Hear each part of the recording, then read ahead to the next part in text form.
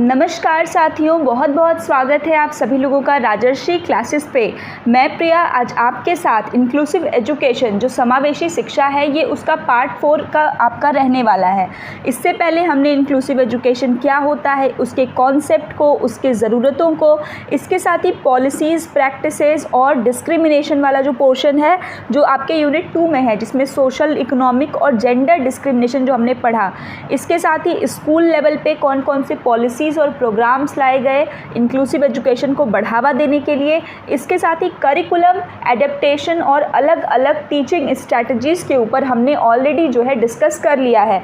उसके लिए मैं कमेंट में आपको प्लेलिस्ट जो है वो पिन कर दूंगी, वहाँ से जाकर के आप यूनिट 1, यूनिट 2 और यूनिट 3 का जो पोर्शन है उसको बहुत ही डिटेल में अच्छे से जो है देख सकते हैं। यहाँ पर हम बात करने वाले हैं यूनिट 4 की। यहाँ पर तो ये आपकी चौथी मैराथन क्लास रहने वाली है। तो देखिए, इसके साथ ही अगर आप जो है बीएड या फिर सीटेट की भी प्रिपरेशन करना चाह रहे हैं, आगे जाकर आप सीटेट की प्रिपरेशन के लिए एग्ज़ाम देंगे, यूपी टेट दें या फिर केवीएस का दें, तो उसके लिए हमारे चैनल को सबसे पहले सब्सक्राइब कर लीजिए। यहाँ पे आपको हर अपडेट सबसे पहले मिलेगी। इसके साथ ही अगर आप पहली बार हमारे राजर्षि क्लासेस पर विज़िट कर रहे हैं तो क्लास को सब्सक्राइब ज़रूर कर लीजिए। तो चलिए देखिए, सबसे पहले हम इसमें क्या क्या चीज़ें पढ़ने वाले हैं उस कंटेंट के ऊपर हम डिस्कशन करते हैं। तो यहाँ पर आपका इवैल्यूएशन प्रैक्टिसेस के बारे में हम जानेंगे। तो यहाँ इवैल्यूएशन प्रैक्टिसेस से मतलब ये है कि मूल्यांकन की क्या क्या प्रविधियाँ होती हैं, एक समावेशी स्कूल में किस प्रकार मूल्यांकन बाधक होता है, आकलन और मूल्यांकन में क्या अंतर होता है, और इसके अलग अलग क्षेत्रों में देखेंगे। क्षेत्र मतलब कि जो एरियाज़ ऑफ इवैल्यूएशन होते हैं ना, उनको हम देखने वाले हैं। इसके साथ ही इंक्लूसिव एजुकेशन फ्रेमवर्क, ये आपका बहुत इम्पॉर्टेंट है। इंक्लूसिव एजुकेशन फ्रेमवर्क के किस प्रकार से जो है हम समावेशी शिक्षा के लिए एक फ्रेमवर्क ढांचा तैयार करते हैं। क्लियर। इसी के साथ यहाँ पे आप एक और टॉपिक पढ़ेंगे जो आपका है UDL, universal design of learning. Universal design of learning, इसको भी आप जो है इस वीडियो में देखने वाले हैं। तो चलिए स्टार्ट करते हैं बिना किसी देर के। तो देखिए, सबसे पहले आपको पता होना चाहिए कि असेसमेंट क्या होता है और इवैल्यूएशन, दोनों में क्या डिफरेंस होता है।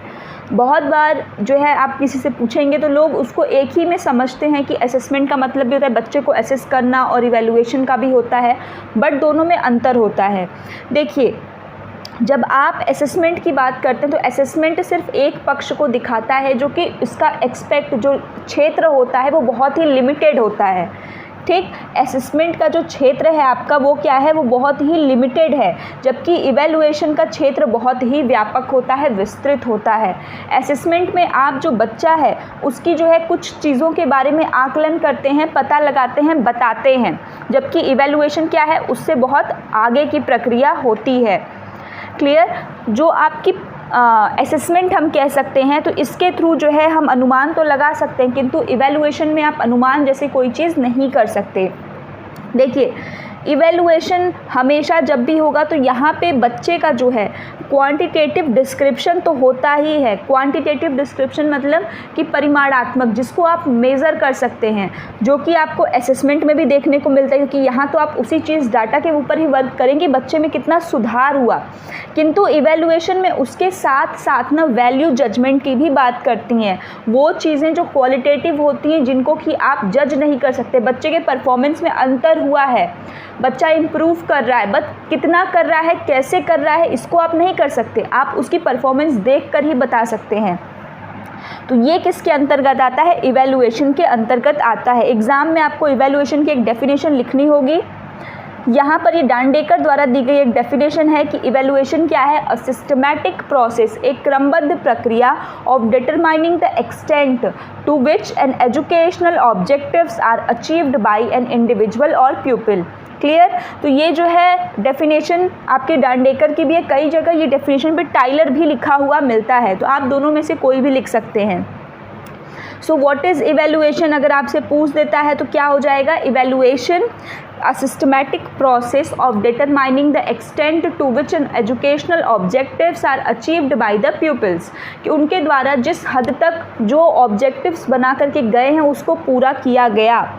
ठीक। और हमेशा याद रखिएगा कि इसमें जो है क्वांटिटेटिव जिसको मेज़र कर सकते हैं वो भी आता है, और इसके साथ ही क्वालिटेटिव जिसको हम मेज़र नहीं कर सकते वो भी, दोनों एरिया आते हैं। अब एक और बात आती है एरिया ऑफ इवैल्यूएशन, कि भाई जो इवैल्यूएशन है उसकी एरिया क्या है। तो मूल्यांकन तो हम सभी पक्षों पे करते हैं ना, शारीरिक पक्ष पे भी करेंगे, मानसिक, सामाजिक, हर तरीके से करते हैं। तो यहाँ पे अब आपको अपना जो है बताना है कि जो ब्लूम टैक्सोनॉमी है, जिसमें इसको हमने पहले भी कवर किया है, इसको याद हमने किससे किया था, CAP कैप से याद किया था। Cognitive, affective and psychomotor domain, इसको देने वाले कौन है, ब्लूम 1956 में इन्होंने दिया था। ये जो 3 आपके डोमेन है ना, कॉग्निटिव, अफेक्टिव या साइकोमोटर, ये डोमेन या फिर आप इसको एक्सपेक्ट भी कह सकते हैं, ये जो चीज़ें हैं ना ये बच्चे के ओवरऑल एक्सपेक्ट को दिखाते हैं। जो 360 डिग्री असेसमेंट की बात ये करते हैं, कितने डिग्री, 360 डिग्री, पूरे के पूरे बच्चे का प्रॉपर असेसमेंट कैसे होगा इसकी ये बात करते हैं। देखिए अब अगर मैं नॉर्मल बात करूं तो जो आपका कॉग्निटिव एक्सपेक्ट है ये किससे, जो आपका कॉग्निटिव एक्सपेक्ट है ये आपके सोचने समझने की क्षमता, जो आपकी थिंकिंग होती है ना उससे होता है। जो आपका इफेक्टिव है ये आपके इमोशन से जुड़े हुए जो चीज़ें होती हैं, और साइकोमोटर में एक्टिविटी रिलेटेड जो एक्शन से संबंधित चीज़ें होती हैं उसको हम रखते हैं। तो एरिया ऑफ इवैल्यूएशन क्या होगा, वही जिसमें बच्चा जो जो चीज़ों को खेलता है, जो जो चीज़ों को करता है, तो ये आपके एरिया ऑफ इवैल्यूएशन के अंतर्गत हम देखते हैं। अब हम देखेंगे इंक्लूसिव एजुकेशन फ्रेमवर्क। इसको देखने के लिए सबसे पहली चीज़ ये है कि आप अपने दिमाग में एकदम बैठा के रखिए कि जो आपका इंक्लूसिव एजुकेशन फ्रेमवर्क है उसके कितने पॉइंट्स हैं, तो वो आपके 5 स्टेप्स में है। कितने स्टेप्स हैं, 5। ठीक, पहले तो आप ये याद रखिए कि इंक्लूसिव एजुकेशन फ्रेमवर्क में कितने स्टेप्स हैं, 5। और वो 5 कौन कौन से स्टेप्स हैं, तो सबसे पहला है इंट्रोडक्शन, इंट्रोडक्शन प्रिंसिपल, दो करके आप याद करिए, इंट्रोडक्शन प्रिंसिपल, इंट्रोडक्शन प्रिंसिपल। जब भी आपसे बोलेगा IEF, IEF का मतलब क्या है, inclusive education framework. IEF has 5 steps. First one क्या है, इंट्रोडक्शन, फिर principle, introduction principle, introduction principle, फिर दूसरा फ्रेमवर्क स्ट्रक्चर, फ्रेमवर्क साइकिल। दोनों सिमिलर हैं, फ्रेमवर्क स्ट्रक्चर और फ्रेमवर्क साइकिल, फ्रेमवर्क स्ट्रक्चर और फ्रेमवर्क साइकिल। और लास्ट में आपका होता है सेल्फ रिफ्लेक्शन टेम्पलेट्स। क्या होता है, सेल्फ रिफ्लेक्शन टेम्पलेट। तो ये 5 स्टेप्स आपके किसके हैं, तो ये आपके 5 स्टेप हैं IEF, इंक्लूसिव एजुकेशन फ्रेमवर्क, कि कैसा हमको बच्चों के लिए बनाना है। आपसे पूछेगा कि मेंटली रिटार्डेड बच्चे के लिए कैसा होगा, या इमोशनली अनस्टेबल बच्चे के लिए, या शारीरिक रूप से विकलांग बच्चे के लिए, तब भी आपको यही लिखना है। यहाँ इस बात को ध्यान दीजिएगा, ये सबके लिए कॉमन है। काम आपको सिर्फ ये करना है कि जब आप हेडिंग डालेंगे तो हेडिंग में आप लिखेंगे इंक्लूसिव एजुकेशन फ्रेमवर्क फॉर, उसके बाद जो चीज़ आपसे क्वेश्चन में पूछी है उस चीज़ को आप लिख देंगे, चाहे फिजिकल डिसेबल्ड के लिए पूछे चाहे जिसके लिए। क्लियर, कितने स्टेप्स हैं आपके, 5 स्टेप्स। तो 5 स्टेप्स कौन कौन से हैं आपके, तो सबसे पहला है आपका introduction, principle, framework structure, framework cycle, उसके साथ ही सेल्फ रिफ्लेक्शन टेम्पलेट्स। क्लियर। अब देखिए जो फ्रेमवर्क है पॉलिसी के लिए, for management of policy at school level, कभी कभी ये क्वेश्चन भी पूछता है कि स्कूल लेवल पे किस प्रकार से पॉलिसी को बनाएं। तो इसमें जो पहला है वो क्या है, इंक्लूसिव एजुकेशन फ्रेमवर्क बना करके, मतलब स्कूल में भी अगर आपको पूछेगा कि ओवरऑल, जैसे देखिए अभी आपको जो मैंने क्वेश्चन का आंसर बताया ये आपके मास्टर आंसर के लिए आपके काम करने वाला है। बस आपको थोड़ा सा समझना है। समझना ये है कि आपसे पेपर में अगर कहीं क्वेश्चन में लगा दे फिजिकली डिसेबल्ड या फिर हियरिंग इम्पेयरमेंट या फिर इमोशनली अनस्टेबल, तो उनके लिए कैसा हमको करिकुलम रखना है, कैसा फ्रेमवर्क रखना है, तब आप इस पूरे के पूरे फ्रेमवर्क को ड्रॉ करेंगे, जिसको अभी हम आगे पढ़ेंगे, इसको बनाएंगे। अगर आपसे क्वेश्चन में ये चीज़ लिख के आ गई जो मैंने हेडिंग में लिखा है ना कि फ्रेमवर्क बनाइए उन पॉलिसीज़ का जिसके पॉलिसीज़ की मदद से हम स्कूल लेवल पे ऐसे बच्चों की मदद कर सकते हैं, तो उसमें भी आपको यही क्वेश्चन लिखना है। सिर्फ शुरुआत में थोड़ा सा उसमें चेंज करना है।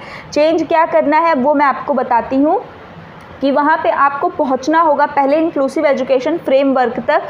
जैसे आप उसके बारे में बताएंगे कि इसको NCSC द्वारा बनाया जाता है। NCSC क्या है, national council for special education, इसके द्वारा इसको बनाया जाता है। और जो ये आपका NCSC है जो ये बनाया गया है IEF, इसका ऑब्जेक्टिव क्या होता है कि ऐसे बच्चों के लिए जो डिसेबल्ड हैं उनके लिए प्लानिंग करना, उसको इम्प्लीमेंट करना, प्लानिंग करना, उसको इम्प्लीमेंट करना, रिव्यू करना और इंक्लूसिव पॉलिसीज़ और फिर प्रैक्टिसेस को देखना कि सही तरीके से हो रहा है कि नहीं हो रहा है। क्लियर?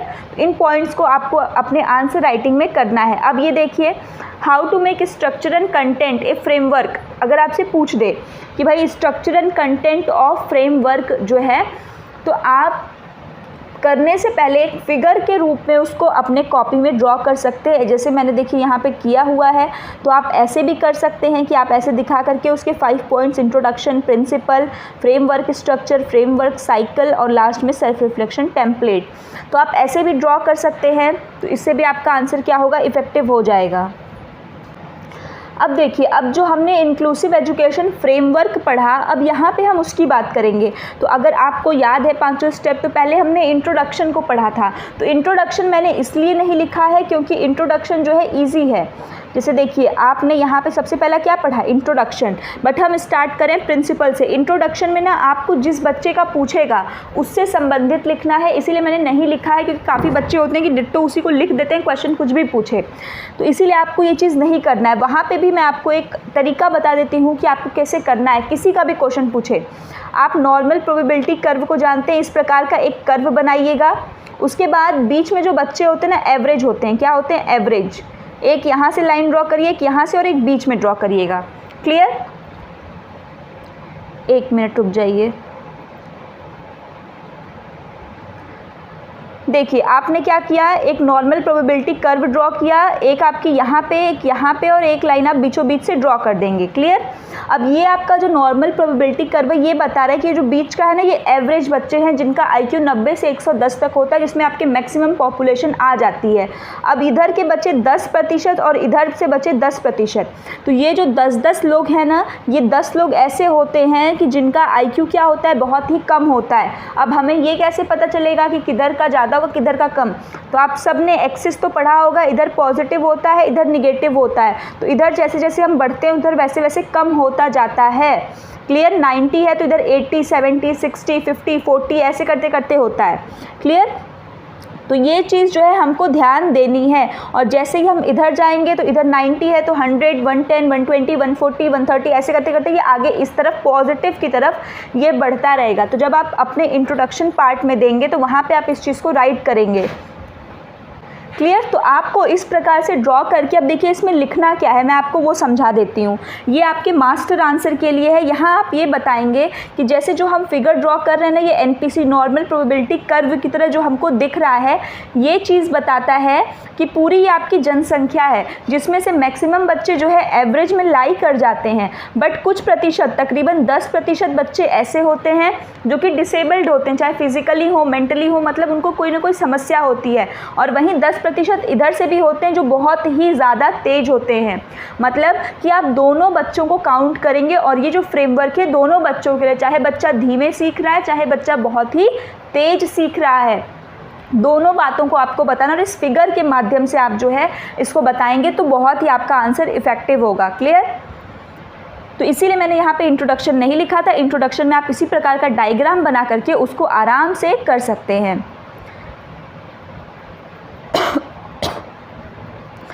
चलिए, तो अब हम बात करते हैं प्रिंसिपल्स की। किसके? जो आपकी IEF है, इंक्लूसिव एजुकेशन फ्रेमवर्क है। अब उसके प्रिंसिपल्स की बात करेंगे। तो प्रिंसिपल्स में जो हमारा सबसे पहला प्रिंसिपल है, तो पहला क्या है, ownership by whole school community. तो देखिए पहला जो है आपका ना, कि इसका मतलब होता है कि जो संपूर्ण स्कूल समुदाय द्वारा स्वामित्व। इसका मतलब है कि पूरी की पूरी जो आपकी स्कूल की कमेटी होगी ना, वो क्या करेगी, वो आपकी हेल्प करेगी। जो बच्चे इंक्लूसिव एजुकेशन में पढ़ना चाहते हैं उसकी तैयारी के लिए, उनके सतत विकास के लिए ये लोग हमेशा एक्टिव रहेंगे। पूरी की पूरी जो कम्युनिटी है, जो पूरे उसके मालिक हैं, वो लोग क्या करेंगे, उनकी हेल्प के लिए हमेशा तत्पर रहेंगे। Ownership by whole school community. Second principle है reflective of pupil and school diversity. Reflective of pupil का मतलब क्या हुआ आपका, कि छात्र जो है, जो रिफ्लेक्टिव, जो उसका सामने से आपको जो चिंतनशीलता दिखाई दे रही है, डाइवर्सिटी दैट मीन्स जो विविधता है स्कूल की, कि अलग अलग लोग हैं और सभी जितने भी बच्चे हैं सब में व्यक्तिगत विभिन्नता है। तो विभिन्नता होने के कारण सबकी अलग अलग डिमांड्स है, किसी को किसी प्रकार से चाहिए। तो उन डिमांड्स को फुलफ़िल करने के लिए लोग एक साथ एक जगह पे आते हैं। इसके साथ ही जो बच्चे हैं, इसमें ये चीज़ भी बताया जाता है कि जो अलग अलग नीड्स वाले बच्चे हैं, अगर वो एक जगह संगठित होकर सीखेंगे, इससे उनकी जो एजुकेशन है वो बहुत ही बेहतरीन होगी, क्योंकि हर किसी को हर किसी से सीखने का क्या मिलेगा, हेल्प मिलेगा। Clear. Next is your supporting engagement. इसको सपोर्टिंग इंगेजमेंट या स्ट्राइविंग टू हेल्प भी आप कह सकते हैं। यहाँ पे क्या है कि जो बच्चा है जिसको सपोर्ट की ज़रूरत है, तो अलग अलग लोग अपने स्तर से उसकी क्या करते हैं, मदद करते हैं। फ्रेमवर्क को इस प्रकार से तैयार किया जाता है कि वो समावेशी शिक्षा को बेहतरीन तरीके से क्या करे, रिफ्लेक्ट करे, उसको प्रदर्शित करे। नेक्स्ट है आपका embedded and ongoing whole school planning. अब यहाँ पे क्या है कि जो आपका स्कूल का प्लानिंग चल रहा है उसको उस हिसाब से ही, कि ऐसा ना हो कि नॉर्मल बच्चों को ऐसा लगे कि ख़राब या विशिष्ट बच्चे हैं तो वो ना कर पाएँ। मतलब आपको मिला जुला के नीड्स को ध्यान में रखते हुए अपने करिकुलम को, हर एक चीज़ को, स्कूल की प्लानिंग को ग्राउंड लेवल पर करना है, ताकि वो आपके बजट में सभी चीज़ों में फिट बैठ सके। एविडेंस एंड प्रैक्टिस बेस्ड, इसके साथ ही ऐसी चीज़ों को रखना है कि जो नॉर्मल स्तर पर भी इम्प्लीमेंट हो सके, और अगर पहले ऐसा कभी हुआ है तो उसको ध्यान में रख के, जो हमने बात की थी ना आइडियल इंक्लूसिव स्कूल्स की, उनसे कुछ ना कुछ सुझाव लेकर के इस प्रकार से हम इसके प्रिंसिपल्स को जो है बिल्ड किया गया है। किसके? IEF के। Clear. Next is the framework structure. अब देखिए जो ये फ्रेमवर्क स्ट्रक्चर है ना, इसके अंतर्गत आप 10 पॉइंट्स के ऊपर डिस्कस करेंगे।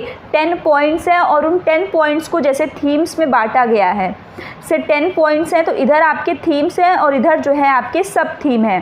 ठीक, सबके सब थीम नहीं है, कुछ कुछ के सब थीम है, कुछ कुछ के नहीं है। तो ये फ्रेमवर्क स्ट्रक्चर में वही चीज़ बताई गई है। एक स्ट्रक्चर आपको दिखाया जाएगा कि जिसमें बताया जाएगा, जैसे आपको ये दिख रहा है, तो ये आपका क्या है, फ्रेमवर्क स्ट्रक्चर। देखिए 10 पॉइंट्स हैं इसमें, इसको हम एक एक करके देखेंगे। यहाँ पर देखिए आपको दिख रहा होगा थीम, और ये आपका है सब theme. Leadership and management structure यही किया गया है कि बच्चों के अंदर लीडरशिप की क्वालिटी आए, चीज़ों को मैनेज करने की जो है चीज़ों का विकास हो। ठीक, और वो सभी चीज़ों को देखकर सभी प्रकार के बच्चों में हो।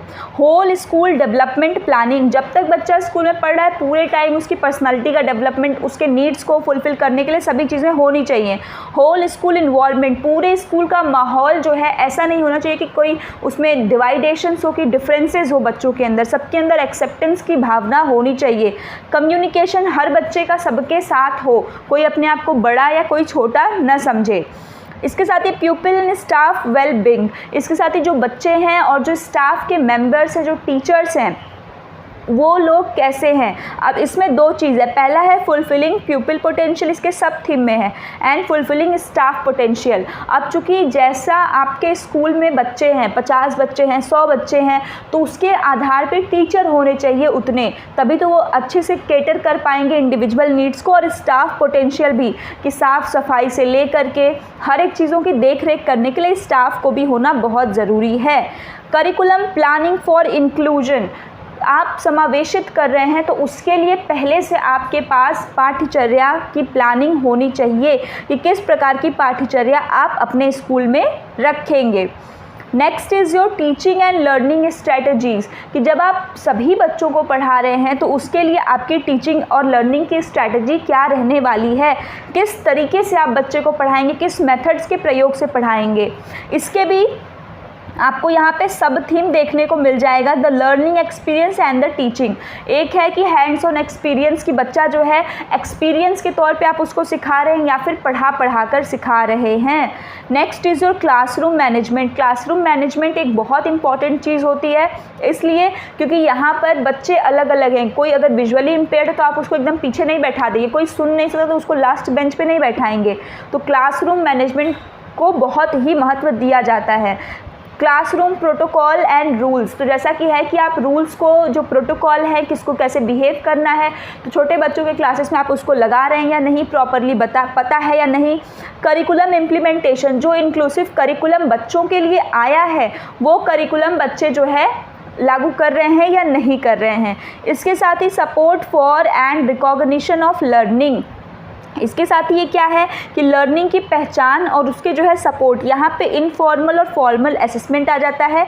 और सेकंड है आपका एक्सटर्नल असेसमेंट एंड सर्टिफिकेशन, ये आपके जो बड़े लोग हैं उनके लिए है, पोस्ट प्राइमरी एज के लोगों के लिए है। तो ये आपके क्या थे, ये था आपका फ्रेमवर्क स्ट्रक्चर। तो हमने क्या क्या देख लिया, हमने सबसे पहला इंट्रोडक्शन देख लिया, हमने प्रिंसिपल्स को देख लिए, फ्रेमवर्क स्ट्रक्चर को देख लिया।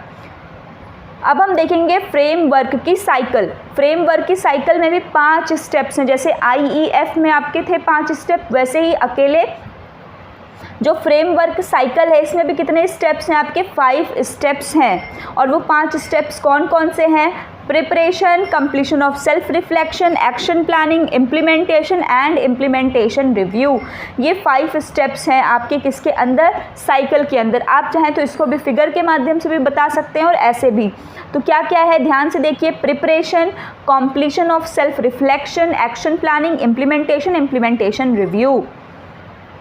अब देखते हैं, देखिए अब ये जो आपका है ना फ्रेमवर्क साइकिल, अब इसमें इनका क्या क्या मतलब है तो मैं आपको बताती हूँ। देखिए पहले इस फिगर को आप ध्यान से देखिए।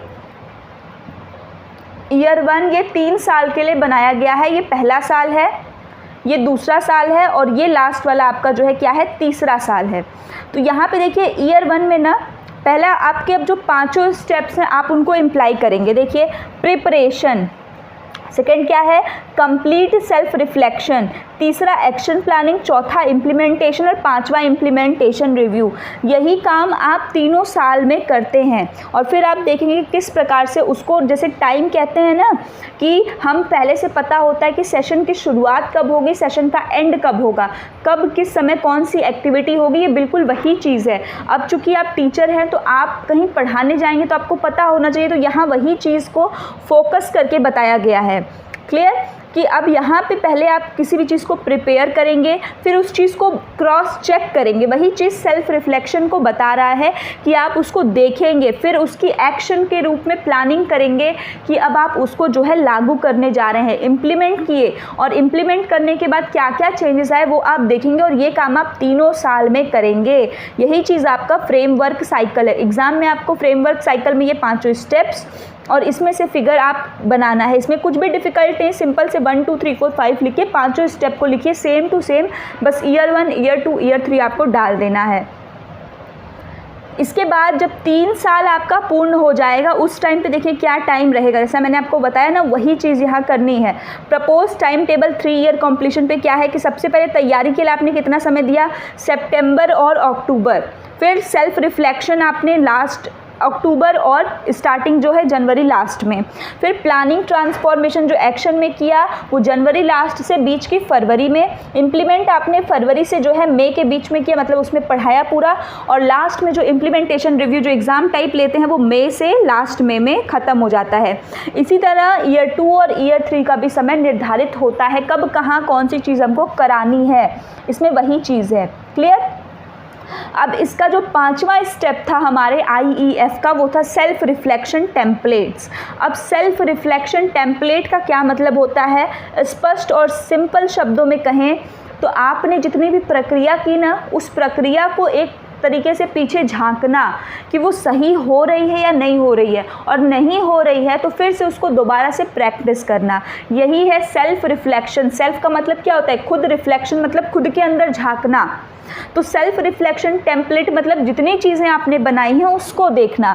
तो यहाँ पे 10 तरीके की ब्लैंक हमने सेल्फ रिफ्लेक्शन टेम्पलेट्स लिए, अलॉन्ग विद देयर सब पॉइंट्स भी लिखे कि भाई टीचर इतने चाहिए, ये बच्चे इतने चाहिए, करिकुलम ऐसा चाहिए, सही फलाना, बहुत सारी चीज़ों को लिख दिया। अब उसको लिखने के बाद हमने उसमें इम्प्रूवमेंट में देखा कि ऐसी चीज़ें हो रही हैं या फिर नहीं हो रही हैं। क्लियर। अब देखिए efforts for exceptional children education, जैसा कि मैंने आपको बताया कि क्वेश्चन में आपसे IEF पूछ देगा या फिर बच्चों के एजुकेशन के लिए पूछ देता है कि एक्सेप्शनल चिल्ड्रन की एजुकेशन के लिए क्या क्या एफर्ट्स किए गए हैं गवर्नमेंट द्वारा या फिर नॉन गवर्नमेंट ऑर्गेनाइजेशन द्वारा। तो यहाँ पे उसी चीज़ को हम देखेंगे कि जैसे कि देखिए जो एक्सेप्शनल बच्चे हैं उनके लिए देखिए क्या एफर्ट्स किया गया है। पहला तो है आपका नेशनल ब्लाइंड या हैंडीकैप इंस्टीट्यूट, ये इंस्टीट्यूट की स्थापना की गई है कहाँ पे है ये? देहरादून में। देहरादून में एक नेशनल ब्लाइंड, इसमें से कम आप 2 से 3 इंस्टीट्यूट्स के नाम को याद रखिए, आंसर में ज़रूर राइट करिएगा। देखिए क्या है? National blind and handicap institute जो कि देहरादून में है, नेशनल मेंटली हैंडीकैप ऑर्गेनाइजेशन जो कि हैदराबाद में है। क्लियर? तो ये आपका हैदराबाद में। तो देखिए मैंने यहाँ पे नाम भी जो है ना वैसे आपको काफ़ी सारे मिल जाएंगे, तो मैंने इसको सिमिलर लिया है और इजी नेम लिए हैं ताकि आपको आसानी से याद हो जाए। जैसे देखिए आपने नेशनल कर दिया, नेशनल ब्लाइंड या हैंडीकैप इंस्टीट्यूट, 2 से 3 बार बोलिए आपको याद हो जाएगा। National blind / handicap institute Dehradun, फिर दूसरा भी नेशनल से स्टार्ट है, नेशनल मेंटली हैंडीकैप, हैंडीकैप यहाँ भी है, बस नेशनल मेंटली हैंडीकैप ऑर्गेनाइजेशन जो कि हैदराबाद में है। आशा स्कूल दिवाली में है, आशा स्कूल या फिर स्पेस्टिक सोसाइटी ऑफ कर्नाटका। ठीक, तो ये आपके क्या है? गवर्नमेंट द्वारा किए गए प्रयास हैं जो हमारे विशेष बच्चे हैं उनके लिए। 2 तो कम से कम आप याद करके जाइए। इसके साथ ही कॉर्पोरेशन, अब देखिए non government organisation for exceptional children. अब चूँकि गवर्नमेंट के ही, ऐसा तो है नहीं कि सोसाइटी है जैसे हमारा देश है, तो देश में सभी काम सरकार ही नहीं करती है, बहुत सारे काम जो है सरकार से दूसरे लोग करते हैं जो सरकार से जुड़े नहीं होते हैं। जब वो लोग ऐसे वेलफेयरमेंट की काम करते हैं ना तो उनको हम एनजीओ कहते हैं। जैसे आपने सुना होगा कि एनजीओ, ये चीज़ के एनजीओ हैं, रोटी बैंक है, तो बहुत सारे एनजीओ हैं गली गली में कि जो कि किसी एक पर्टिकुलर फील्ड में बच्चों की या लोगों की मदद करते हैं। तो ये जो एनजीओ होते हैं इनका फुल फॉर्म है नॉन गवर्नमेंटल ऑर्गेनाइजेशन। तो ये एनजीओ देश के अंदर भी हैं और देश के बाहर भी हैं। आपने देखा होगा कि बहुत सारे इंटरनेशनल एनजीओ भारत में भी पैसा इन्वेस्ट करते हैं, देते हैं उस चीज़ के ऊपर, जो है जो चीज़ कोई प्रॉब्लम है तो स्कैरसिटी है तो उस चीज़ को अच्छा करने के लिए। तो यहाँ पे जो एनजीओ है नेशनल और इंटरनेशनल दोनों एनजीओ के लिए जो है यहाँ पे काम करने की बात की गई है। इनका कॉपरेशन, अब देखिए जो नेशनल एनजीओ है ना इसमें भी 2 का नाम आप याद रख लीजिए, Thakur Hari Prasad institute of research and rehabilitation for the mentally handicap, या फिर अगर आपको ये बड़ा लग रहा है तो आप BPA याद रख सकते हैं, ब्लाइंड पीपल एसोसिएशन, और SPASTN spastic society of Tamil Nadu या अमर ज्योति। ये जो है आपकी नेशनल एनजीओ है जो गवर्नमेंट से एसोसिएट नहीं है, बट ये लोग जो है प्राइवेट सेक्टर में जो लोग खोले हुए हैं उनका है। तो BPA, आशा, अमर ज्योति, ये सब आप याद कर सकते हैं इजीली। इंटरनेशनल एनजीओ की अगर मैं बात करूं तो इंटरनेशनल एनजीओ में भी देखिए इजी नाम मैंने लिया हुआ है। हेलन केलर हम सब जानते हैं कि ये जो है डीफ भी थी और जो है ब्लाइंड भी थी। Helen Keller International Rehabilitation, International Handicap, International Action Aid. 2 बार पढ़ेंगे आपको याद हो जाएगा और साथ ही साथ लिखने समय आपके आंसर में बहुत ही इफेक्टिव रोल करेगा। जब एग्जामिनर कॉपी चेक करेगा तो आपका आंसर बाकी से अलग होगा तो आपके परसेंटेज भी उठेगा। ठीक, तो ये रटने वाली चीज़ें हैं, इसको आपको ऐसे ही एज इट इज़ याद करना होगा। 2-3 जो भी आप याद कर पा रहे हैं उसको याद करें और आंसर में ज़रूर लिखें, बट आंसर राइट करते समय पेजेस का ध्यान रखें, ऐसा ना हो कि एक आंसर लिख रहे तो दूसरे को छोड़ दें। क्लियर? अब हम आते हैं education in area of disability. अब जो डिसेबल बच्चे हैं उनके फील्ड में एजुकेशन, अभी आपने किसकी बात की? एक्सेप्शनल बच्चों की बात की। ठीक, जो एक्सेप्शनल बच्चे हैं, अभी आप देखिए कि हम अब किसकी बात कर रहे हैं? डिसेबल्ड बच्चों की। जो बच्चे इंक्लूसिव एजुकेशन कैसे वहाँ पे जाएगा जो बच्चे डिसेबल्ड होंगे। तो आर्टिकल 1 जो है वो CRPD का, CRPD क्या है? आपका जो राइट है, ठीक है, convention on right on person with disability. ये जो एरिया है, कौन कौन से एरिया है डिसेबिलिटीज़ के यहाँ पे बताए गए हैं कि डिसेबिलिटी इतने एरिया में एग्जिस्ट करती है। आपको नहीं पता तो मैं आपको बता देती हूँ। आर्टिकल 24 ऑफ द UN जो कहता है राइट टू इंक्लूसिव एजुकेशन की बात करता है, उसको भी आप ज़रूर आंसर में अपने राइट करिए। ये कुछ चीज़ें हैं जो इंटरनेशनल तौर पे होती हैं, उसको आंसर में हाईलाइट किया करिए। तो आर्टिकल 1 ऑफ द CRPD क्या बात करता है कि फिजिकल हैंडीकैप आता है डिसेबिलिटी में, mental, social, educational and learning disabilities. ये आर्टिकल 1 जो है CRPD का, जो आपका राइट है एक जो पर्सन विद डिसेबिलिटी है उसके ऊपर यहाँ आर्टिकल 1 इतने सारे डिसेबिलिटीज़ की बात करता है। अब देखिए एक एक करके हमें डिसेबिलिटीज़ को देखेंगे। जो फिजिकली हैंडीकैप होंगे तो ये 2 कारण हो सकते हैं, या तो हेरिडिटी या तो एक्वायर। विजुअली हैंडीकैप भी हो सकते हैं, और क्रिपल्ड जो बच्चे चल फिर नहीं पाते हैं उनके लिए। तो विजुअली इम्पेयर्ड है तो भाई उनको हम उनके रोज़मर्रा के कार्यों को सिखाने के लिए करिकुलम ऐसा बनाएंगे। और जो बच्चे चल नहीं सकते उनके लिए TLM का यूज़ करेंगे, रेसिडेंशियल स्कूल का प्रावधान करेंगे। इस प्रकार से काफ़ी सारी चीज़ें हम उनके लिए करेंगे। बच्चा देख नहीं सकता, ब्रेली, याद रखिएगा, बच्चा देख नहीं सकता, ब्रेली आंख बंद करके लिख के आइए, एग्ज़ाम नहीं लेंगे, स्पेशल ट्रेन टीचर चाहिए। और इसके साथ ही कुछ बेसिक पॉइंट्स हैं कि जब आप डिसेबिलिटी की बात करते हैं ना तो उनके साथ हमें लव, सिंपैथी, केयर के साथ बात करनी है। ऐसे बच्चों के प्रति जो है हमको उनको अपॉर्चुनिटी देनी है, उनके साथ जो है अच्छा व्यवहार रखना, ये बेसिक चीज़ें हैं। जब आपको एग्ज़ाम में कुछ ना आए तो ये लिखा करिए, ठीक। इसके साथ ही अगर बच्चे को प्रॉब्लम सीवियर है, आपको नहीं याद आ रहा है, तो हमको उनके लाइफ के स्किल्स को सिखाना चाहिए ताकि वो क्या कर सकें, अपने जीवन में आगे बढ़ सकें, काम कर सकें। मेंटल हैंडीकैप या जिसको हम मेंटली रिटार्डेड चाइल्ड कहते हैं, मेंटली रिटार्डेड चाइल्ड वो होते हैं जिनका इंटेलिजेंस एवरेज की अपेक्षा बहुत ही कम होता है। ऐसे बच्चों को पढ़ने लिखने इन सभी चीज़ों में जो है डिफ़िकल्टी का सामना करना पड़ता है। इनके लिए हम peer tutoring, cooperative learning, collaboration, consultation, team teaching, curriculum adaptation, individualised education programme की मतलब एक एक करके बच्चों को जो पढ़ाने वाला होता है, और UDL universal design of learning, ये चीज़ों को हम कर सकते हैं। ये इनोवेटिव प्रैक्टिसेस हैं जिसको कि हम जितने भी डिसेबल्ड बच्चे हैं उनके लिए कर सकते हैं, साथ ही साथ एक्सेप्शनल बच्चे के केस में भी हम इसको अप्लाई कर सकते हैं। ये कुछ प्रैक्टिसेस हैं जो कि बहुत ही बेहतरीन हैं, जिसको कि हम इंक्लूसिवनेस के फील्ड में अगर यूज़ करते हैं तो ये काफ़ी हेल्प करेंगी। क्लियर। अब हम आते हैं universal design of learning. Paper में आपसे पूछा है कि what is universal design of learning, तो भाई क्या होता है ये UDL, शॉर्ट में इसको हम क्या कहते हैं, शॉर्ट में हम इसको कहते हैं UDL। तो क्या होता है यूनिवर्सल डिज़ाइन ऑफ लर्निंग, तो देखिए UDL is a set of principles for curriculum development. तो UDL क्या है, set of principles for curriculum development that gives all individual equal opportunity to learn. तो मतलब आपको समझ में आ रहा है कि ये किसकी बात कर रहा है, ये कुछ नियमों की बात कर रहा है, कुछ प्रिंसिपल्स की बात कर रहा है। जब आप किसी करिकुलम को डेवलप करते हैं, बनाते हैं, उस समय कुछ ऐसे प्रिंसिपल्स को लगाना जो कि सभी लर्नर्स को मौका दे, किसी को छोड़े ना, सबको समावेशित करके वो मौका दे, कुछ ऐसे नियमों को बनाना ही यूनिवर्सल डिज़ाइन ऑफ लर्निंग है। देखिए डिज़ाइन का मतलब क्या होता है, खाका, किसी चीज़ का एक पैटर्न पहले से तैयार करना, और यूनिवर्सल का मतलब होता है सार्वभौमिक। तो इसका मतलब क्या है कि जो सभी के लिए अप्लाई हो, कुछ ऐसा डिज़ाइन करना, और किस क्षेत्र में करना, तो लर्निंग के क्षेत्र में करना। तो बस आप मतलब पकड़ते जाइए, बाकी आप कर लेंगे। It is a framework for creating curriculum, framework है किसके लिए, creating curriculum and environment that meets the need of all learners. ध्यान से देखिए, ऑल लर्नर्स, जितने भी बच्चे हैं, नॉर्मल हैं, एक्सेप्शनल हैं, डिसेबल्ड हैं, सबकी बात इन्होंने की है।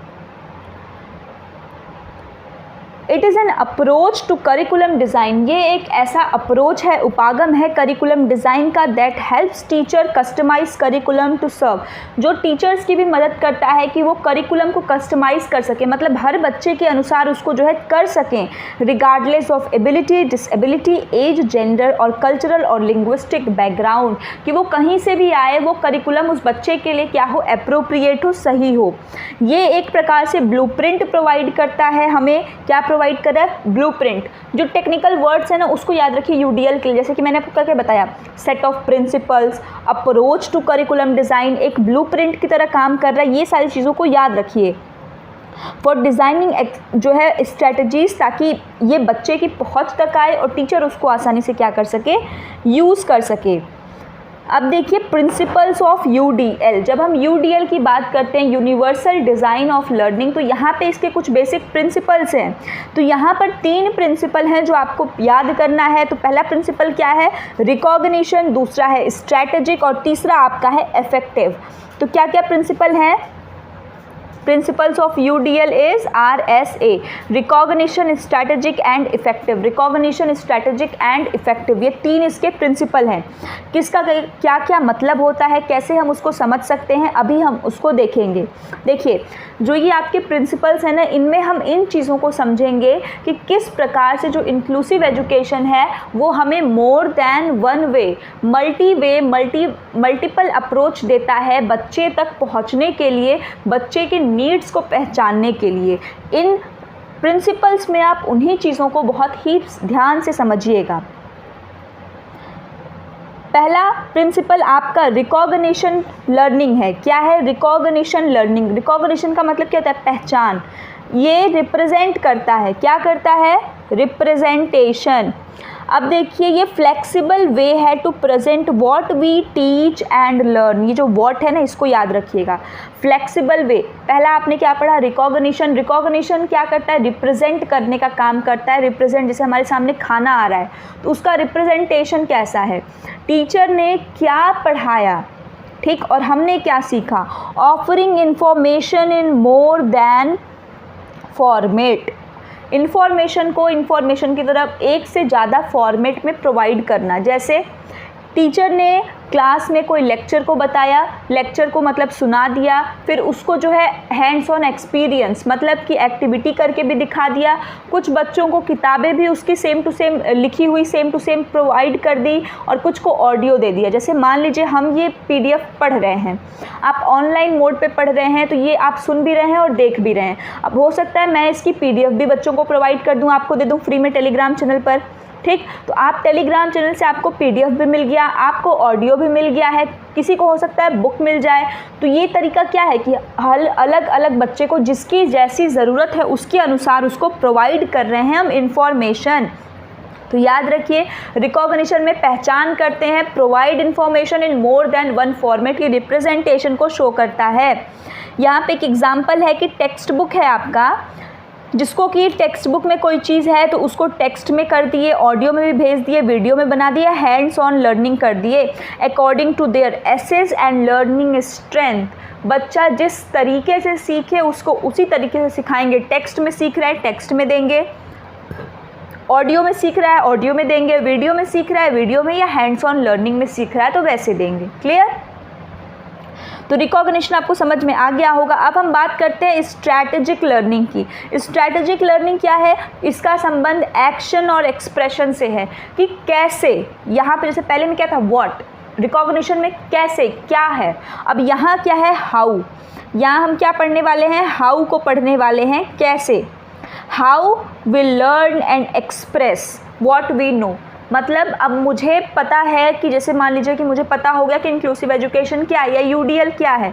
अब मैं उस UDL को कैसे प्रेजेंट कर रही हूँ सामने, कैसे एक्सप्रेस कर रही हूँ, कैसे एक्शंस में ला रही हूँ, ये हमें कौन बताता है? स्ट्रैटेजिक लर्निंग के तहत हमको पता लगता है। अब इसका मतलब क्या है कि अभी तक तो टीचर उसको मोर देन वन फॉर्मेट में दे रही थी ना, अब यहाँ पे जो लर्नर है ना, वो उसको एक से ज़्यादा तरीके में आपको करके बताएगा। मतलब कि अब आपने बच्चे को पढ़ा दिया, जैसे मान लीजिए UDL मैंने आपको बता दिया या इंक्लूसिव एजुकेशन, तो अब बारी है इवैल्यूएशन करने की, टेस्ट करने की। तो मैंने पूछा, तो मैं आपसे पूछेगी बताइए आपको किस फॉर्मेट में। तो कुछ लोगों ने कहा कि मैम रिटन ले लीजिए, कुछ ने कहा मैम ओरल ले लीजिए, कुछ ने कहा मैम MCQ कर दीजिए। ये क्या तरीका है? ये अलग अलग फॉर्मेट है। तो जैसा बच्चे को कुछ का, अगर बच्चा जो है देख नहीं सकता तो उसको हम ओरल पूछ ले। तो ये क्या है? अलग अलग तरीका है कि बच्चे के पास जो नॉलेज है उसको बाहर करने का, मतलब कैसे वो सीखा उसको एक्सप्रेस कैसे कर रहा है, एक्शन में कैसे ला रहा है। तो more than one way to show what they learn. इसमें पेपर पेंसिल टेस्ट हो सकता है, ओरल कोई चाह रहा है कि नहीं हम कंप्यूटर से प्रेजेंटेशन के थ्रू करेंगे, PPT के थ्रू करेंगे तो वैसे कर ले, कोई चाह रहा है कि नहीं हम प्रोजेक्ट बना के करेंगे तो वो वैसे कर ले। तो ये जो फ्लेक्सिबिलिटी आपको देखने को मिल रही है ना, ये फ्लेक्सिबिलिटी इंक्लूसिवनेस के अंतर्गत दी गई है। इसी कारण ये फ्रेमवर्क ऐसा है जो आपने UDL को देखा, इसीलिए इसको हम एक ब्लूप्रिंट कह रहे हैं, डिज़ाइन कर रहे हैं, जो बच्चे को पूरी छूट दे रहा है कि भाई आप जैसे सीखना चाहते हैं आप वैसे सीखिए। तो मुझे उम्मीद है कि ये दो आपको आगे होंगे। इसमें डिफरेंस करके बहुत ध्यान से चलिएगा, क्योंकि इसमें ऑफन बच्चे कंफ्यूज हो जाते हैं, काफ़ी बार समझ ही नहीं पाते हैं। ठीक, तीसरा है आपका इफेक्टिव लर्निंग। इफेक्टिव लर्निंग या जिसको हम इंगेज भी करते हैं, इंगेजमेंट, ये जो है बताता है वाई ऑफ लर्निंग। वाई का मतलब क्या है यहाँ पे बहुत ध्यान से समझिएगा कि भाई यहाँ पे अब आपने बच्चे को पढ़ाया, बच्चे ने आपको बताया भी, बट यहाँ पे अब होता है ना कि उस चीज़ को जनरेट और सस्टेन करना। जैसे आपने अच्छे नंबर लाए तो वो कोई बड़ी चीज़ नहीं है, बट उस अच्छे नंबर को मेंटेन करना वो बड़ी चीज़ होती है। तो यहाँ उसी वाई ऑफ लर्निंग, क्योंकि एक टाइम पे होता है कि जब स्टार्टिंग है तो बच्चा बहुत अच्छे से कर रहा है, फिर छोड़ दिया, तो ये वो मोटिवेशन जो फैक्टर होता है ना कि बच्चे को आपको मोटिवेट करते रहना है, अलग अलग तरीके से मोटिवेट करना है, जो जिस भाषा में समझ रहा है उसको उस भाषा में मोटिवेट करना है, ये वही इफेक्टिव लर्निंग है। इफेक्टिव, अगर आपने कॉग्निटिव, इफेक्टिव साइकोमोटर, तो इफेक्टिव का संबंध किससे हमने बताया था, इमोशंस से। तो यहाँ बच्चे के इमोशंस से आपको जुड़ना है और जुड़ करके वाई ऑफ लर्निंग कि बच्चा क्यों पढ़ो, आपको क्यों पढ़ना चाहिए, उसको करते हुए उनको मोटिवेट करना है उनके आधार पर। क्लियर? तो यहाँ आपको यही है कि teacher to look for multiple ways to motivate students, बच्चों को किस प्रकार से वो मोटिवेट कर सकते हैं, उसके लिए उनको मल्टीपल वेज देखना है।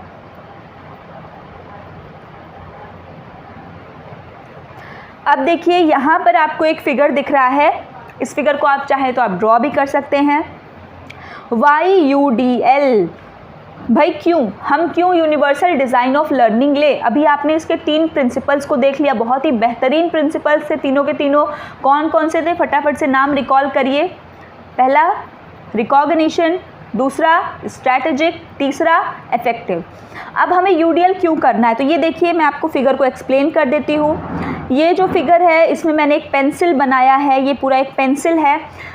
पहली चीज़, हमें UDL को इसलिए लेना चाहिए क्योंकि ये डाइवर्स नीड को जो है कैटर करता है। दूसरी, ये अलग अलग आए हुए बच्चे जो अलग अलग एजुकेशनल बैकग्राउंड से हैं उनको भी जो है ये एक साथ मिलाने का काम करता है। डिफरेंट अलग अलग अटेंशन स्पैन, जिसका अलग अलग बच्चे जो जल्दी अटेंशन नहीं कर पाते हैं, कंसंट्रेट नहीं कर पाते, जिनका इंटरेस्ट अलग अलग है, उन सभी को एक साथ रखता है। ये अलग अलग लैंग्वेज बोलने वाले बच्चों को एक कक्षा में रखता है और अलग अलग कल्चरल बैकग्राउंड वाले बच्चों को एक साथ रख रहा है। इसीलिए हमको UDL को चुनना है। This is the main reason. क्यों? क्योंकि ये कहीं से भी बच्चा आ रहा है उसकी अपॉर्चुनिटी को दे रहा है, उसके पार्टिसिपेशन को कंफर्म कर रहा है। क्लियर? अब एग्जाम्पल ऑफ UDL क्लासरूम में कैसे करें, posted lesson goals, assignment options की आपने लेसन गोल्स को पोस्ट कर दिया कि देखो हमको ये पढ़ना है, अब आप लोग बताओ कैसे पढ़ोगे। असाइनमेंट का ऑप्शन दे दिया कि ये होमवर्क करना है, जिसको जैसे अच्छा लगे वो वैसे असाइनमेंट को कर आ सकता है। Flexible work space, flexible work space होना चाहिए कि जो बच्चे के कार्य करने की जगह है उसमें भी फ्लेक्सिबिलिटी होनी चाहिए। और एक बहुत इंपॉर्टेंट चीज़ है जो है फीडबैक, कि बच्चे से प्रॉपर फीडबैक लेते रहना चाहिए कि उसको समझ में आ रहा है कि नहीं। डिजिटल और ऑडियो टेक्स्ट का भी प्रावधान होना चाहिए। तो ये देखिए UDL के बारे में जो कंप्लीट चीज़ें हैं, जैसे उसका प्रिंसिपल, क्यों चुनना चाहिए, क्लासरूम में क्या इसका यूटिलिटी है, क्लासरूम में कैसे एग्जाम्पल ले सकते हैं। अब हम ये देखेंगे कि बेनिफिट किसको किसको मिलता है UDL से। तो बेनिफिट मिलता है जो लर्निंग डिफरेंसेस होते हैं ना, अब वो जो लर्निंग डिफरेंसेस हैं वो बहुत आधार पे हो सकता है कि भाई कल्चर में हो सकता है, लैंग्वेज में हो सकता है, फिजिकल में हो सकता है, सेंसरी कॉग्निटिव डिफरेंसेस, एंड उसके साथ ही student with individualised action programme. तो अलग अलग बच्चे हैं, अलग अलग फील्ड से हैं, उनके अंदर किसी भी प्रकार की असमानता है, UDL सबको जो है बेनिफिट करता है। Clear? We will manage education of physically and mentally disabled child by evolving a framework of policy at management for management in inclusive setting. अब यहाँ पे देखिए पॉलिसी की बात की जा रही है एजुकेशन की स्कूल लेवल पर। तो देखिए यहाँ पे यूनेस्को द्वारा दिया गया ये है आपका अलग अलग पॉइंट्स हैं। इन पॉइंट्स को मैं आपको एक्सप्लेन कर देती हूँ कि इन पॉइंट्स में क्या कहने की कोशिश कर रहा है। क्लियर? तो देखिए यहाँ पे सबसे पहला क्या है, recognition of the right of children with disability of education. सबसे पहली चीज़ है कि आप उसको रिकॉग्नाइज करिए, ये यूनेस्को द्वारा है, ये याद रखिएगा। पहला है रिकॉग्नाइज करेंगे, फिर उसके बाद एक हम नॉर्मल चीज़ लाएंगे कि हमें सभी बच्चों को क्या करना है, कवर करना है। उसके बाद जो अलग अलग बच्चे हैं सबके नीड्स के अकॉर्डिंग जो है आपको रिस्पॉन्ड करना है। उसके बाद हमारे कॉन्स्टिट्यूशन में भी आर्टिकल 46 और आर्टिकल 41 ये जो है इक्वलिटी ऑफ पर्सन की बात करते हैं, उन पर्सन की जो डिसेबल्ड हैं। ठीक, तो इसको भी आप हाईलाइट करके लिख सकते हैं कि आर्टिकल 46 एंड आर्टिकल 41 भी हमारे कॉन्स्टिट्यूशन के किसके ऊपर बात करते हैं, equality of person with disability. अब नेशनल पॉलिसी, अभी हमने किसकी बात की स्कूल लेवल पे, उसकी जो यूनेस्को द्वारा बताई गई है कि यूनेस्को ने इन चीज़ों को बताया, कॉन्स्टिट्यूशन की बात कर ली। अब राष्ट्रीय स्तर पे कौन कौन सी पॉलिसीज़ हैं, तो पहला तो एनपी जो 1986 है और उसका रिवाइज जो आया है उसने अटेंशन किया है हैंडीकैप बच्चों के लिए। यहाँ आपको मेनली हैंडीकैप मतलब जो डिसेबल्ड हैं उनकी ही बात करनी है। इसके साथ ही जो आपका DPEP है डिस्ट्रिक्ट प्राइमरी एजुकेशन प्रोग्राम, ये भी हैंडीकैप की नीड्स को इनकॉर्पोरेट करते हैं, बढ़ाने की बात करते हैं। RCI rehabilitation council of India 1992 में जो बना और 93 में एक्ट हुआ, 45,000 प्लस इसमें प्रोफेशनल कोर्सेज को डाला गया, जिसमें 12,000 से जो है प्लस कोर्सेज सिर्फ और सिर्फ इंटेलेक्चुअल डिसेबिलिटी के लिए रखा गया। इसने भी जो है डिसेबल्ड बच्चों के ग्रोथ और डेवलपमेंट को क्या किया है, कंफर्म किया है, उसको प्रोसीड कराने के क्षेत्र में काम करा है। यहाँ पे ये लिखा हुआ है पूरा, इसको आप पढ़िएगा। इसको मैंने शॉर्ट वीडियो में भी बताया हुआ है, पूरा शॉर्ट क्वेश्चन में भी ये पूछता है। इसके साथ ही जो PWD आपका था 1995 वाला, उसमें जिसमें 7 डिसेबिलिटीज़ की बात की गई थी, कितने डिसेबिलिटीज़ की, 7 डिसेबिलिटीज़ की PWD एक्ट 1995 में, और इसी का एक जो है रिवाइज्ड फॉर्म आपका आ गया RPWD। जो 7 डिसेबिलिटीज़ है उसमें कौन कौन सी डिसेबिलिटीज़ थी वो भी मैंने याद कराया है, उसको भी आप ध्यान से करिएगा। बट यहाँ पे चूँकि लॉन्ग आंसर टाइप है तो इसमें आपको उतना लिखने की ज़रूरत नहीं है। Next is your NTA national trust act 1999। इसके साथ ही अगर हम बात करें MHRD के एक्शन प्लान, MHRD पहले का नाम था, अब एजुकेशन मिनिस्ट्री है। Main stream education is not just available but accessible, affordable and appropriate for student for quality of education. तो एजुकेशन मिनिस्ट्री हम कहें तो उसका कहना है कि भाई जो इंक्लूसिव एजुकेशन है या जो मेन स्ट्रीमिंग से बच्चे को जोड़ा जा रहा है ना, वो हमें क्या बनाना है, कैसा बनाना है, एसेसेबल, सबकी पहुंच में हो, एफोर्डेबल, सभी उसको एफोर्ड कर सकें, एप्रोप्रिएट हो सभी बच्चों के लिए, और क्वालिटी को मेंटेन करते हुए इन्होंने बहुत सारे प्रोग्राम लेकर आए हैं। ICDS integrated child development scheme जो है 6 साल के बच्चे तक है, जिसमें माँ और बच्चे दोनों का ख्याल रखा जाता है। इसमें folic acid, iron, calcium, vitamin की गोलियां भी दी जाती हैं। NRHM national rural health mission, ये जो है जो बच्चे हैं जो नेशनल जो गांव में रहने वाले होते हैं तो उनके अर्ली टाइम पीरियड में उनको मेल न्यूट्रिशन या इस प्रकार की कोई प्रॉपर जो है कमी ना हो, उसके लिए ये बनाया गया है। SSC सर्व शिक्षा अभियान, जिसमें डिसेबल्ड की बात करें तो 6 to 18 ईयर और अगर नॉर्मल है तो 6 से 14 साल। IECYD डिसेबल्ड वाले बच्चों के लिए भी जो यूथ में है उनके लिए 14 से 18 साल की उम्र के लिए बनाया गया। ठीक, इसी के साथ ही NCSC जो आपका है, जिसने कि आपके जो IEF इंक्लूसिव एजुकेशन फ्रेमवर्क उसको बनाने वाला है, NCSC ही था आपका, national council for special education. ठीक, इसने ही बनाया है। अब हम मेंटली रिटार्डेड चाइल्ड और फिजिकली रिटार्डेड के लिए क्या कर सकते हैं, तो यहाँ पे वही चीज़ है जो हमने पहले अभी देखा ना, नेशनल NGO, इंटरनेशनल NGO, उसकी बात आप कर देंगे, और एक आध दो जो वहाँ पे ऑर्गेनाइजेशन लिखा है वो वहाँ पे यहाँ भी आप लिखेंगे, तो आंसर कॉमन मिला जुला के आपका वही है। ठीक, तो ये था आपका कंप्लीट जो है आपका यूनिट 4 का। तो अगर आपको वीडियो पसंद आई हो तो लाइक कर दें, पहली बार राजर्षि क्लासेस पर विजिट करें तो चैनल को सब्सक्राइब ज़रूर कर दें। इसके साथ ही एक चीज़ और आप जो है करिएगा कि इसके साथ ही मैं आपको शॉर्ट क्वेश्चन जो आता है, शॉर्ट टाइप क्वेश्चन जो आपके आता है, उन सबको मैं आपको एक जगह प्रोवाइड कर दूंगी सेशन, वो भी बाइलिंगुअल होगा। तो अगर आपने शॉर्ट क्वेश्चन टाइप के आपको प्रिपेयर नहीं है तो मैं आपको पूरे अच्छे से उसको बता दूंगी। तो ये आपके चारों मैराथन थे, आपने अभी तक अगर तीनों नहीं देखा है तो आप उसको देख कर जाइए और अच्छे अच्छे नंबर और परसेंटेज लाइए। वीडियो पसंद आई हो तो जाने से पहले लाइक ज़रूर कर दें। मिलते हैं नेक्स्ट वीडियो में, धन्यवाद।